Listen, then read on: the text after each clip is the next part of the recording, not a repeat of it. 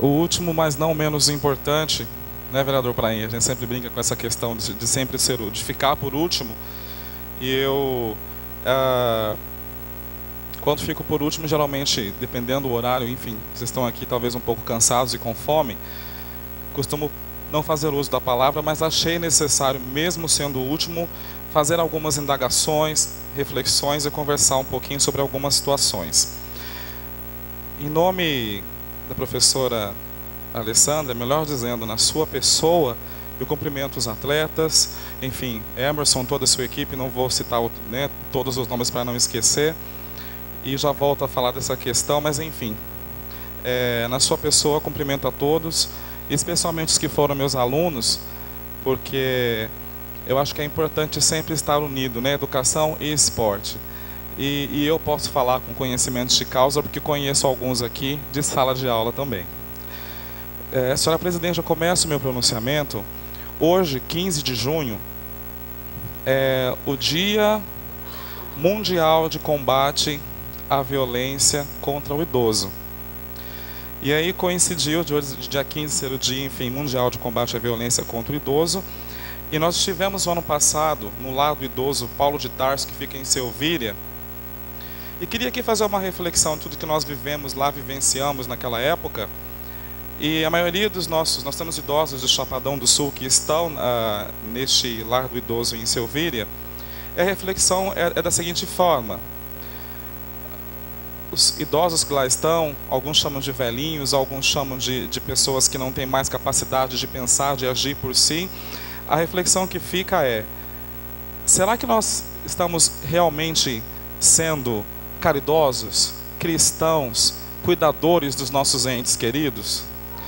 Porque nós estamos vendo tantas polêmicas em relação à parada gay, em relação ao que é cristão, o que não é cristão, enfim, né? As pessoas se manifestando pelas redes sociais de diversas formas, a gente tem que respeitar a opinião de cada um.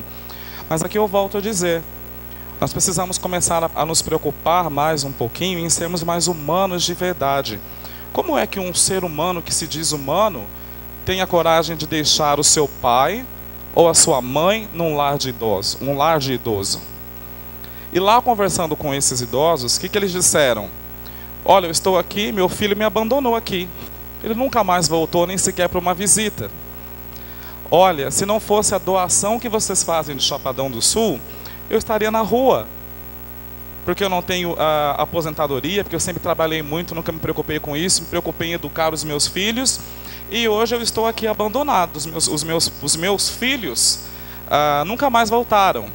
Outros disseram, eu estou aqui hoje porque eu me preocupei em juntar um dinheiro para depois dividir esse dinheiro com os meus filhos, a tal famosa herança. Os filhos fizeram o quê? Me jogaram dentro de um asilo, de um lar do idoso, enfim, e estão lá brigando pela minha herança. E nunca mais voltaram sequer para uma visita. Então o questionamento é para vocês que estão aqui, atletas: cuidem dos seus pais. É uma vergonha para a gente, como ser humano, que se diz cristão e blá, blá, blá, blá, blá, blá, blá, no final da história, nós vermos lares e mais lares de idosos no país inteiro. Onde é que está o nosso coração? Onde é que está a nossa ação? Nós vivemos dizendo, lemos a Bíblia dizendo, somos cristãos, amar a Deus sobre todas as coisas, amar o próximo como a ti mesmo. Mas olha, o número de idosos no qual as famílias estão abandonando nesses lares, e depois estão dentro da igreja, e depois estão aí, né, nas redes sociais falando N coisas, é vergonhoso. Então fica aqui essa inversão de valores. Como é que eu digo que eu amo o próximo se eu abandono meu pai ou a minha mãe num lar de idoso?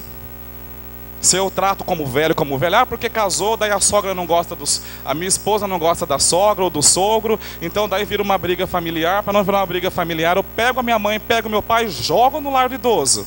Fora os maus tratos, fora as cuidadoras que espancam os idosos, fora as pessoas, os filhos e os netos, que batem, que espancam os seus avós, que não têm respeito algum pelos seus avós, e fora o próprio filho, já adulto, que trata o pai e a mãe já idoso como encosto. Ele fica lá encostado, é uma obrigação. Aí os irmãos começam a brigar para ver quem vai cuidar do vô, quem vai cuidar da avó. E é uma obrigação nossa. Mas aí quando fala a palavra obrigação, dá a impressão que falta amor. Então nós precisamos começar a realmente parar de falar de amor e amar de verdade. Então fica a minha reflexão aqui hoje, nesse dia. Olha só, foi preciso criar um dia mundial de combate à violência contra o idoso. Olha que ponto estamos chegando. Ficamos falando de amor e blá blá blá blá blá, mas não praticamos nenhum tipo de amor. Isso vem de casa.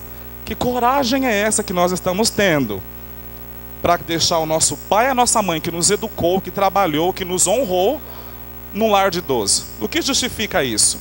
Algumas situações, tem pessoas que não, eu quero ir para um lar de idoso porque eu não aguento, talvez a tristeza, a decepção que é ficar na minha casa. É uma situação, mas a maioria das pessoas que lá estão, elas estão abandonadas nesses lugares. E visitando, é muito triste. Eu saí de lá com essa impressão, meu Deus, os seres humanos estão se tornando monstros. Monstros. Falam muitas coisas bonitas, mas não praticam. E tenha coragem de deixar o seu pai e a sua mãe no lar do idoso, para não estressar a esposa, para não estressar o esposo, para não estressar os netos. E o idoso acaba sendo um encosto. Eu volto a repetir, que seres humanos que somos nós. Isso é para todo mundo. Mas especialmente para talvez você... eu tenho meu avô, minha avó que está lá no lar de idoso, que meu pai não querem cuidar. Como se fosse uma obrigação. Pelo contrário. Se nós realmente amamos os nossos pais, nós honramos os nossos pais, como diz a Bíblia também, eles tinham que estar morando conosco, até o fim da vida. E aí sim nós vamos enterrá-los, se Deus permitir um dia que nós façamos isso, com muito amor e carinho. E poder falar assim, olha, eu fiz a minha parte enquanto ser humano. A minha mãe me honrou, meu pai me honrou, me cuidou, me criou, me deu uma boa educação.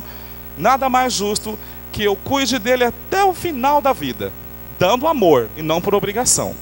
Então fica aqui esse dia mundial, vergonhoso falar sobre isso, de combate à violência contra os idosos, que são maltratados e assim por diante.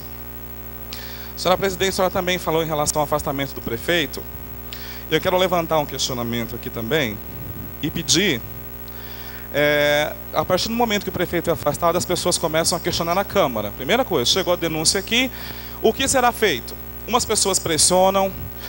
Como eu disse, as pessoas têm muita mania de ir para as redes sociais. Eu acho que eu, especialmente, dou mais atenção para aquela pessoa que tenha coragem de vir aqui olhar olho no olho. Porque é muito fácil você criar perfil na internet, você ficar dando a sua opinião em vários sites, mas na hora de agir, na hora de conversar, o mais importante seria conversar olho no olho, cara a cara, as pessoas não fazem. E aí vem os comentários, vem as questões. Vai ter que abrir uma processante? Caça ou não caça o prefeito? O prefeito está afastado. Quem vota favorável? Quem vota ao contrário? Quem vota favorável é perseguido porque votou favorável, quem vota contrário é perseguido porque votou contrário. Vai acabar em pizza ou não vai acabar em pizza? Então eu queria fazer um convite a toda a população,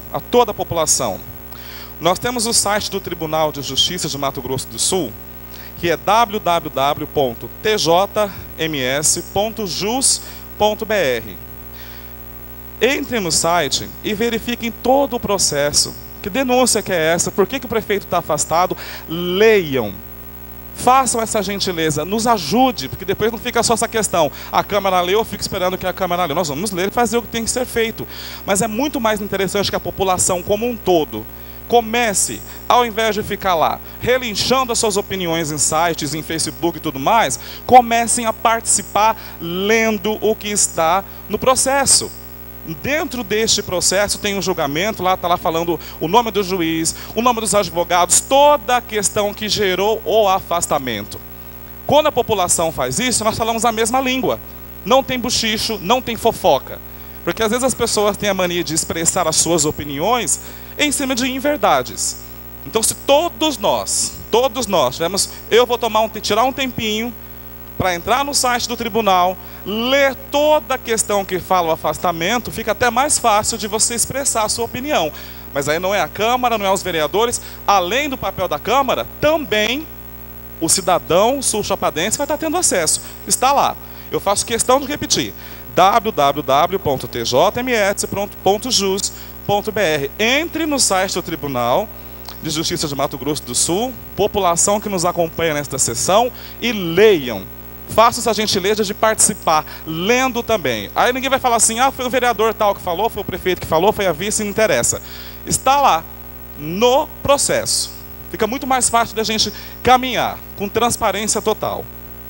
E para finalizar,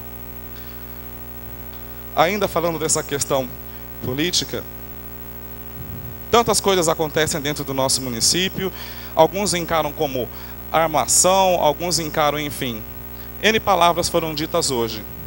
E nós estamos analisando a LDO, que é a Lei de Diretrizes Orçamentárias. Daqui a pouco vem o orçamento para a Câmara. População, nos acompanhe também. Fiquem atentos em que o orçamento do município vai interferir na sua vida diária como cidadão sussapadense. E aí, participando de vários cursos, volta e meia vem a frase do Marcos Túlio Cícero, em Roma, 55 a.C. Eu quero terminar essa reflexão política dizendo o seguinte: o orçamento nacional deve ser equilibrado. O municipal não foge disso também.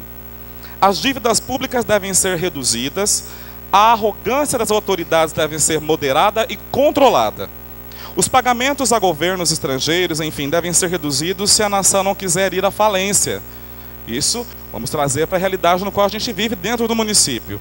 As pessoas devem novamente aprender a trabalhar em vez de viver por conta pública. Fica aqui essa reflexão. E para terminar, ainda falando de sentimento, de ser humano, o que é certo, o que é errado, em relação quando envolve as decisões sobre outras vidas e outros seres humanos, nós ouvimos aí, enfim, falando de parada gay, a opinião das pessoas e tal, e eu quero deixar aqui uma reflexão em relação que, ao invés de a gente se preocupar com a parada gay, eu acho que tem que ter respeito em todas as religiões, tem que ter respeito pelo ser humano. A gente não pode generalizar também. Se a família tradicional aceita ou não que uma outra família seja formada por dois homens ou por duas mulheres, que há outras discussões, outras questões que envolvem. Eu quero deixar aqui também uma reflexão em relação ao que diz a nossa Constituição, que o Estado é laico, culto religioso, não importa, todas as crenças devem ser respeitadas, isso está na Constituição. E o que me preocupa, e deixo aqui meu desabafo para quem quiser até depois em conversar comigo sobre essas questões, o que me preocupa é o fanatismo. É o fanatismo religioso, é o fanatismo que a pessoa acha que a opinião dela é mais importante, e isso gera, além da falta de respeito, isso gera especialmente a falta de amor ao próximo. E eu volto a deixar uma reflexão aqui para vocês em relação a isso. Será que eu me coloco no lugar do próximo? De verdade? Será que eu estou amando o próximo como a Deus e como a mim mesmo? Quem deve julgar o próximo? Eu ou Deus? Quem deve julgar o próximo em relação ao amor que a pessoa sente por outra? Deixando uma outra coisa muito bem clara também. Não existe opção sexual. Não existe opção sexual. Eu hoje quero ser gay e amanhã eu não quero mais. É uma opção. Imaginem vocês, uma criança, a vida inteira sendo humilhada por ser gay, por ser negro. Vamos colocar todos os preconceitos, não só um. Aí eu pergunto, é uma opção? Quem queria nascer gay e amanhã não ser mais gay, e aí eu poder falar assim, é uma opção. É só uma opção. Hoje eu amanheço gay, amanhã não. Amanhã eu faço uma coisa, amanhã eu não faço outra. Não existe opção. Não existe opção. A palavra orientação talvez seria menos feia, mas nós deveríamos chamar o próximo como seres humanos e merecedores de respeito. E para terminar a minha fala de hoje, quero deixar uma frase simples de reflexão para que a gente durma hoje pensando sobre isso. Quem é da luz não mostra a sua religião ou o seu ódio, e sim o seu